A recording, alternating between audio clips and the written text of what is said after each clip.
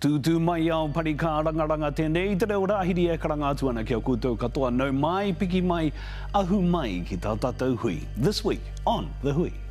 At the moment, Te Karaka feels like a ghost town because so many whānau are unable to live here. Te Aitanga-a-Māhaki have an ambitious recovery plan to help rehouse their people post-Cyclone Gabrielle. You drive around here, these people have been through hard times. And we do a deep dive into the latest changes to the Three Waters reform and how they will impact Māori.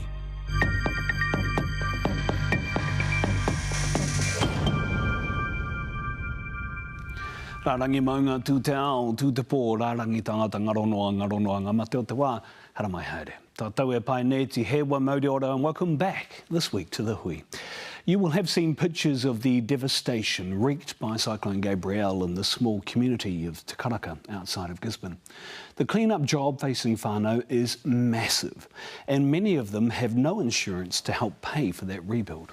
But what you won't probably know is that the local iwi, Te Aitanga-a-Māhaki, has an ambitious plan to repair and rebuild housing for homeless whānau within 6 months. Mea nei te purongo a John Boynton. When Cyclone Gabrielle hit, the small village of Te Karaka felt abandoned. This happened so quick. And I feel for all my people that have lost things, lost their homes, and now have to rebuild. So did you lose everything? No? Yeah, I lost everything. With almost half the community having no insurance. The reality is, Māori whānau can't afford it when they're just trying to put a bread on the table. But local iwi Te Aitanga-a-Māhaki is stepping up. When our people are at their most vulnerable, somebody's got to go into bat for them.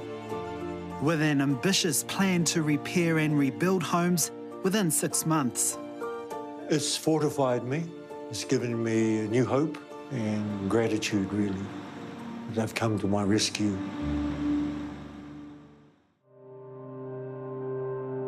Six weeks on, the clean-up crews are gone and the piles of rubbish cleared. These streets sitting in silence. At the moment, Te Karaka feels like a ghost town because so many whānau are unable to live here. They're scattered across the region with many living in emergency accommodation and their lives are in total upheaval. Like Noel Ruru, who was forced to flee for his life during the cyclone. And that broke me. And I said, I'm leaving my town today, my little township where I brought up. Noel's currently living in a motel in Gisborne, 60 kilometres away from his hometown. This photo of his father, who served during World War II, one of his only possessions to survive the flood. To be there and you think you can replace things. Lives you can't replace. He's currently back at work full-time, but returning home to Te Karaka is still raw. Every time I come home, I drive past my marae and see how it is, and it breaks my heart. And to see my mum's house, and my cousins, nobody living in it, no lights on. This garage was where Noel stayed at the time. He was finding his feet again after living in his truck for months. This is where I stay. He didn't have much, but what he did have was mostly destroyed. Look at it. It happened so fast. And did you have insurance, Noel? No, no insurance. For a lot of whānau here, insurance is a luxury. We have working poor. Robin Rona is the chief executive of local iwi, Te Aitanga-a-Māhaki. Should insurance be a luxury? Insurance, I think, is more nice to have these days for those that can afford it. Robin is overseeing the insurance response for her iwi. 110 homes were impacted by the cyclone in this rohe. 66 homes were insured, while 44 were uninsured. How much is it going to cost for those 44 households of whānau who don't have insurance? Well, that's something that we're hoping will be addressed in the upcoming budget. We're hoping that central government will hear the cries of our people to help us, help our people into warm, safe, dry homes. But in the meantime, the iwi isn't waiting, using its own resources and connections to make sure uninsured whānau aren't forgotten. The Aitanga-a-Māhaki is looking into two options. Option one is to rebuild. Now, to rebuild a brand new home, they estimate is going to cost up to $500,000. Option two is to repair all yellow stickered homes. Now, this is the cheap option and comes with an estimated price tag of between $18,000 and $50,000. So we think we've got a recovery plan that can assist our people and all of the people that live in our rohe. The first step in that recovery is having whānau living in portable homes on their whenua while repairs are being carried out. The iwi has ambitious plans to bring more than 100 temporary homes to whenua like this in Te Karaka by the end of May. And by the end of August, they want all whānau in permanent housing. Whilst it's a challenge that we're more than capable and ready to take on, we need everyone else to keep up with us. The iwi is also helping insured whānau who face a long wait ahead. Matahi and Rapoia Brightwell's home in Gisborne was flooded and buried in silt. The last 6 weeks have been stressful, waiting for insurance assessors. I've been incoherent for 6 weeks, and even now my mind's not clear. My main focus is to restore the house and bring my grandchildren back. Matahi is known as a master carver and for establishing wakaama in Aotearoa. Investing his time and mātauranga back into the community for decades. But this time, his community is giving back to him. He's receiving a portable home through the iwi. The community support I've had has been incredible. Without their support, we would have not got this far. Ready for the rebuild. Allowing his whānau to live on site while the rebuild takes place. It's deeply, deeply gratifying to see our whānau, their eyes light up. They've got an extra glimmer of hope. They can house their mokopuna. Te Aitanga-a-Māhaki is working with iwi-led housing providers and local businesses to provide these whare. It won't be the ideal, but it'll help them feel a little bit of normality. Te honore he gloria ki te atua, he maungarongo ki te whenua, he whakaro pai ki ngā tāngata katoa. Āmeni. But Robin says there's an overwhelming amount of work ahead, and the strain is starting to show. Taking this seriously and carrying that pressure on your shoulders? Yep. You drive around here, these people have been through hard times. I don't like seeing our whānau get kicked in the guts. Whānau like Naururu, who's lost everything. But with the help of his iwi, he's hopeful he'll get a portable home. That's my goal. Have a roof over my head, not sleeping in my truck. His path forward is a little clearer. When things happen like this, we all got to come together and help one another.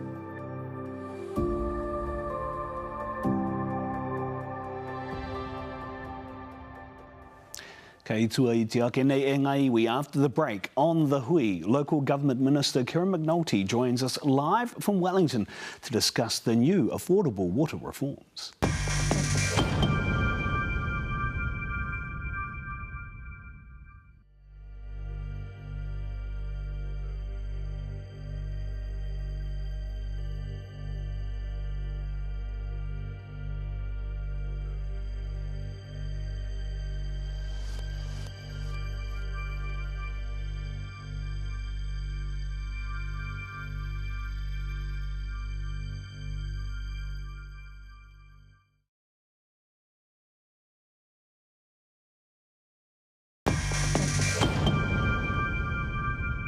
Ko whakahioto mai rā koutou ki tātou hui e wānangana I ngā kaupapa nui o te wā. Welcome back to the hui. It's been called a major shake-up that will see affordable water reforms led and delivered regionally. From Three Waters to affordable water reform, from 4 regional entities now to 10. Joining us now live from Wellington is the Minister for Local Government, Kieran McAnulty. E te minita tēnā koe, thank you very much for your time. Kia ora. Under this model, mana whenua input is retained, but you've been clear that this is not co-governance. Why? I think it was a mistake to call it that in the first place because it gave the impression that there was an element of control and direction, and that isn't the case. In fact, the whole point of these reforms is to remove direct local control so that we can achieve what's called balance sheet separation. But what's important is that the regional representation groups that have 50% mana whenua and 50% local government are able to put forward the priorities of the regions to the independent governing bodies of these entities. But you've acknowledged that Māori have interests in water. In fact, it's the basis of the claim led by Ngāi Tahu and also supported by Ngāti Kaungunu. So how does this give effect to rangatiratanga, if at all? Well, I do strongly believe that with these regional representative groups, that 50% should be made up of mana whenua. There's 2 reasons for that. I think it gives effect to the Crown's obligations when it comes to water. But also we've received advice that by having other representatives alongside local government, it helps us achieve that balance sheet separation. And if it's going to be anybody else other than local government, then I'm firmly of the view that it should be mana whenua. The reason why we want to clarify exactly what the role of these groups are is because much of the opposition that is around this is around scaremongering. It's deliberately conflating what we're saying, expanding it out to be beyond what we are. And so it's very clear that we have to state as clearly as possible that this isn't a governing group, this is a representative group, and mana whenua have a place. They have a place, but not on a governing group. So if this isn't rangatiratanga, and I think you've answered the question that it isn't, what does rangatiratanga look like in this space going forward? Well, I think it's important to recognise that right throughout this process, we have engaged extensively with iwi and with hapu, and they have been fully supportive of what's been proposed here. And essentially what we've put forward hasn't changed. The number of entities have changed, and of course we've engaged with iwi on that factor as well leading up to the announcement. But they were very clear that as long as we have maintained, as we indicated, 50% on the regional representative group, that they were very happy with that that would give them an opportunity to be able to put forward the priorities for local Māori alongside local government and truly put forward that representative vision and view of the priorities of the region. But it looks like, I think, and many have said this, that you've had to make change from the 4 regional entities now to 10 to assuage a noisy and bloated bureaucracy. What's your response to Māori who would say the fact that you've now got a move from 4 councils now to 10 does that and lessens the ability of community groups to be able to get direct access, particularly when it comes to things like resource consents into harbours? Well, if anything, I would think that local Māori would support this because they are not dealing with a large entity. They're not struggling to put forward their particular local view alongside countless hapu and a very large number of iwi in a larger entity. By bringing the number of entities, increasing the number of entities and therefore bringing the boundaries in, it's a lot more aligned with the working relationship that already exists. So local iwi and hapu working within regional council boundaries, for example, it actually strengthens their local voice relatively to what it was under 4 entities. But the reason we've done that is not necessarily to cater to those that were asking for local voice and only local voice, like we've all heard over a couple of years now. It's about finding a balance. Ultimately, we are very firm in the view that reform has to happen, and New Zealanders have a very clear choice this election between what we've proposed with 10 entities, which we can prove will save ratepayers money, or the status quo, which is the essence of the opposition's policy. If we stuck with 4, there's a very good chance that we would not have been able to get buy-in from the general public. And if we didn't get buy-in, then they may well have ended up with the status quo costing ratepayers thousands. I would rather find that balance, still save them a lot of money, not as much as under 4, but still a lot of money, then risk going back to the status quo, which would be detrimental to all our communities. Can I just come back to the point that you made, though, where you said that local iwi could engage with councils on these levels now? Given the failure of councils over years, both at a local and regional level, to be able to engage effectively with Māori on a number of these issues, say to do with fresh water, even on infrastructure, do you honestly believe that anything will meaningfully change in terms of that engagement with Māori communities now? I really do, because by guaranteeing 50% representation on that regional representative group will mean that they have to ensure that there is a clear, unified vision in terms of the priorities put forward to those entities. It's vitally important that those entities are run independently. That is why we've done it, because balance sheet separation is the crucial element to getting these savings, being able to borrow at scale and therefore at a level that communities can afford. But by having mana whenua there, it's nothing that the general public needs to be worried about. In fact, if anything, it's very similar to arrangement that many councils have across the country.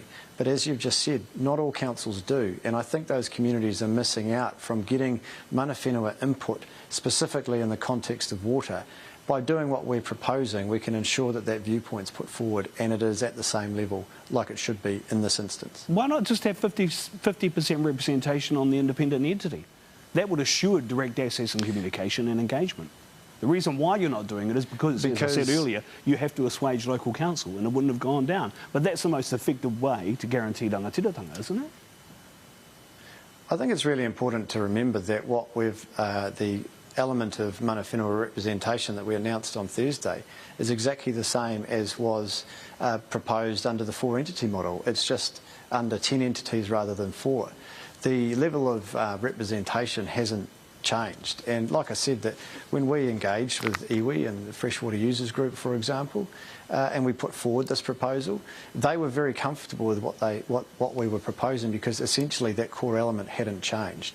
And so yes, I am quite comfortable with what we've proposed, but specifically to your question is that if we had direct level of oversight and governance and day-to-day control at an operational level, we ran the risk of not achieving that balance sheet separation. It's a confusing and deliberately convoluted process in order to be able to remove the debt from councils' balance sheets in a way that saves ratepayers money, which is ultimately the driving rationale behind these reforms. But if we're going to do it, we should be able to do it in a way that recognises that Māori have a special interest in water, that has been, even the former Prime Minister, when he was Deputy Prime Minister, Sir Bill English, submitted to the High Court that they have that Māori have a special interest in water, and the Supreme Court has referred to that.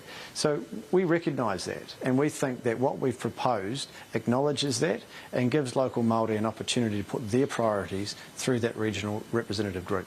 Minister, thank you very much for your time. We do appreciate it, and I know you're waiting for a while. Nō reire, te minita tēnā koe.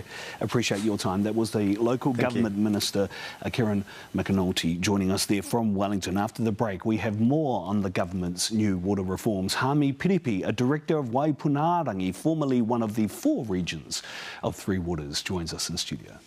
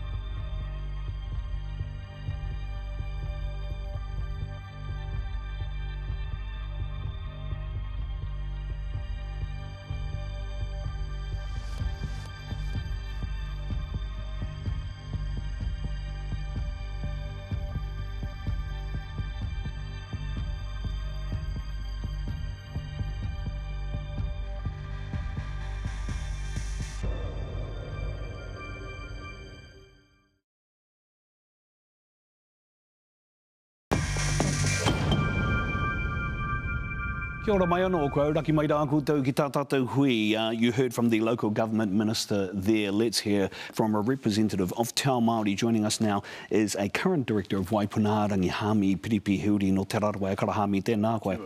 Okay, you've heard the minister there. Let's get your response on the changes to the affordable water reforms. Well, the changes that he's announced, they are significant, but they haven't really changed the structure and the balance that we had already established with the entities. Mm-hmm. So the regional oversight group has remained the same, the powers remain the same, the ability to become involved in appointing the directors of the water services entity.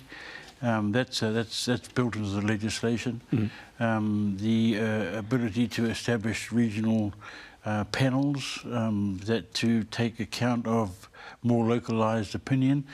That's still in place. So the only thing that's really changed, I think, significantly is the expansion to the 10 entities, and that's really the result of a rationalisation of cost rather than anything else. And dealing with a noisy opposition, a racist noisy opposition. I mean, many of the councils in the north bitterly opposed Three Waters. They did, but I think there was a lot of misunderstanding and misinformation about Three Waters. The whole idea of the idea of co-governance, for example, I don't know where that idea really came from. It seems to me that councils weren't opposed to that notion, iwi weren't opposed to that notion, and I'm not sure that even government was, but opposition was bitterly opposed to it and raised the hackles of many people, I think, on the basis of misinformation. Wouldn't you have preferred a much bigger regional Northland entity that included more of Auckland and a bit of the top of Waikato in Waipunārangi as it was originally scoped out in Three Waters, so that you could be able to deal with the debt facility issues, get more money in to deal with the infrastructure problems, so that you could fix some of the issues you've got, say, in Hokianga? Yes. Yes, definitely. And our entity in the north, and it was with Taimi Auckland, didn't change in terms of the restructuring. And in fact, we stayed exactly the same. And part of the reason for that, I think, is because we were so committed to each other as partners, as iwi working together, and coordinating our efforts in terms of water management, because we've got so many problems on the ground in terms of water allocation, water distribution, water quality. You know, they're major issues for our communities. Do you see this, though, being able to remedy some of the major issues you have? Say, for instance, on resource consent for discharge into Hokianga. Is that going to change under this new structure, or under the structure now for affordable water reform, or not? Oh, definitely. Right. Definitely. And that's because you say because of the greater voice that people can have into these entities. Because of the scale. Right. Yeah, okay. Yeah. But what about other regions, though? And so we've talked about the north, and obviously Waipunārangi hasn't changed to the same degree that others have. So are they going to be able to affect the same kind of change, do you think, particularly for Māori communities? I think that it may be a little bit lessened in terms of impetus, but I can understand the reasoning for devolving to more groups, because it allows for increased representation and strength of voice, I guess. Whose voice are you talking about? A more localised voice. So with the increase to 10 entities, you have 10 structures repeated as opposed to the 4. In the repeating of the structure, you have the water services entity, you have the regional representative group, you have the appointment of directors. So it's exactly the same process for each of the 10 entities as you had for the 4. That's going to cost more, and it's going to mean more expense, I guess, but it does allow for more localised input, I think, and it's been the result of consultation. So in the consultation process, which has been extensive, in spite of what people have been saying, they've obviously come to the point that they think that the groups need to be downsized a little to enable a better balance between local input and regional coordination. What are the major water issues in Te Raroa Hami and in the north? The water quality is the biggest one. And for example, throughout the north, I don't think there's one marae that has been taken account of by any council in terms of water infrastructure. And yet our marae, over 100 marae, put through thousands of people every year. They feed them, they host them, and yet we're not part of the water infrastructure. The water infrastructure as it exists has really been a result of an accumulation of little schemes, initiatives that have built up over the years and over a century, and now it's just a mishmash of water management initiatives that aren't coordinated, aren't synergised, and certainly are not effective. There's one part in particular that many of our kaumātua talk about when they talk about fresh water, that's punawai. It isn't covered under this new reform or even under Three Waters as it was originally scoped out. What happens to punawai, Hami, and why isn't that included as a part of the scope of this project, of what was Three Waters and now these water reforms? I think punawai have really been taonga that have been managed by Māori communities themselves, and it's a big thing to give up. So, in lieu of the absence of council and regional council infrastructural support, marae have been forced to rely on punawai themselves, really private sources of water, and I think they ought to remain in a way sacred. Because they are generations old, they have a whole lot of protocols around them. Some of them are tapu, and so you wouldn't want to just throw them into the mix. You know? Yeah, I guess what I mean is many of them were taken by Public Works, right? Wow. And run by councils now, which isn't part of the scope of this. Is there an opportunity perhaps for that to be addressed through this, given the greater voice that you say is there? Definitely, I think this is just the beginning, and I think people will begin to merge their interests. I know that the Māori interest, of course, is very strong in water and legally defined now, so we can't be ignored. And I think the government has been pretty brave under Nanaia Mahuta to pick up the cudgel and progress it. Because at the end of the day, I don't think any reform could succeed without us, because we have such an interest in it. Right from the beginning to the end, and so it needs us to be involved, and the government has recognised that as mana whenua, but also recognised it, and that takes account of hapu and hapu interest, but also recognised the treaty interest. But I think the biggest issue, the biggest boon to it all, is that there's potential for iwi to invest. And that would be a great thing. So waho perangi e tāua ia nei. Tēnā koe whai wahi mai koe kia mātou ia nei. Kia ora. Ngā mihi nui kia koe. That was, of course, Hami Piripi. Ara, he kai kōrero he māngai kōrero no te whare opuhi te tautoko rewa. Haere ake nei e te iwi. I te hui a te wiki e tū mai nei. Coming up next week on The Hui. We're with the last surviving member of the 28th Māori Battalion, Sir Robert Bom Gillies. There was about 3,000 men served in the battalion, and about nearly 600, I think, didn't come home. And those memories still linger in your head. You never forget them. All the wars are fought never solved anything. But I guess one day the world will wake up, I hope. Lest we forget.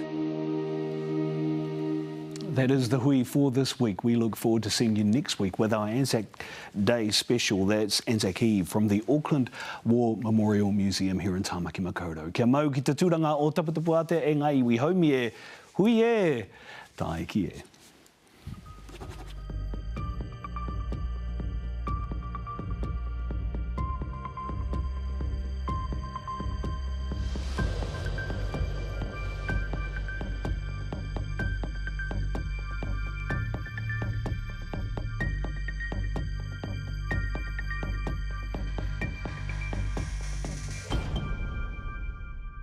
Nā te puna whakatongarewa, te hui i tautoko.